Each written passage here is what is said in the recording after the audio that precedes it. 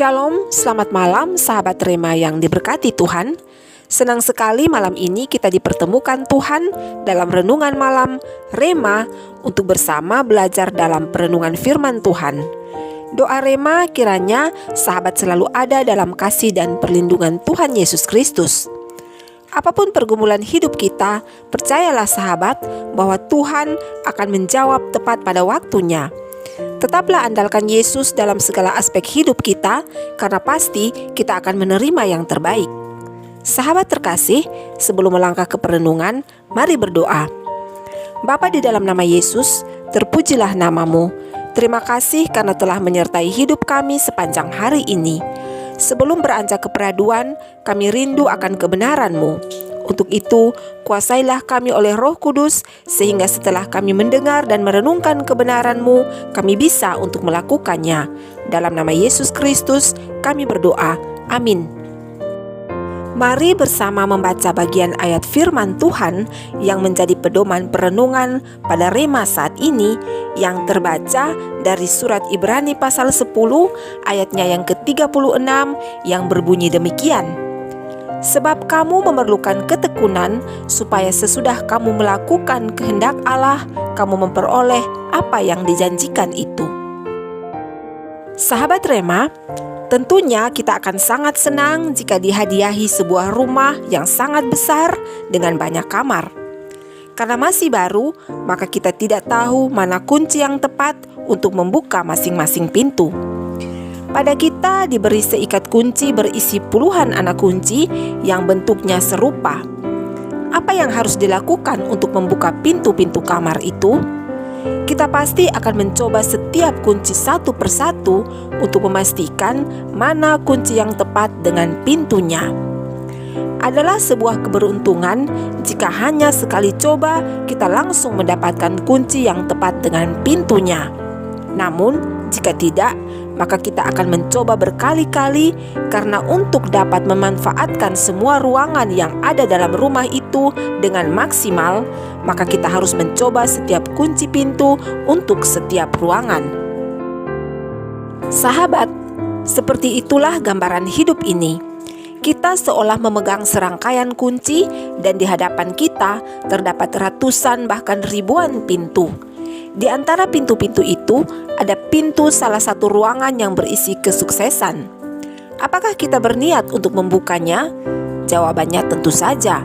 Namun, yang harus diingat adalah kita harus mencoba setiap kunci pada setiap pintu.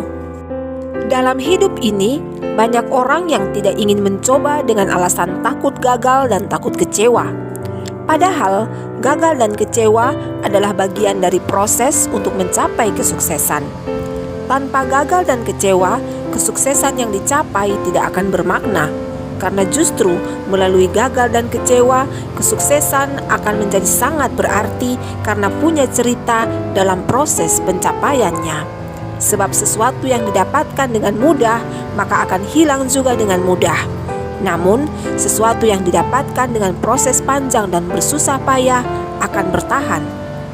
Sahabat Rema, mengapa banyak di antara kita yang tidak kunjung menemukan ruang kesuksesan? Jawabannya sederhana, yaitu karena kita tidak berusaha membuka pintunya. Hal itu disebabkan karena kita kurang tekun dan kurang sabar untuk menemukan kunci yang tepat.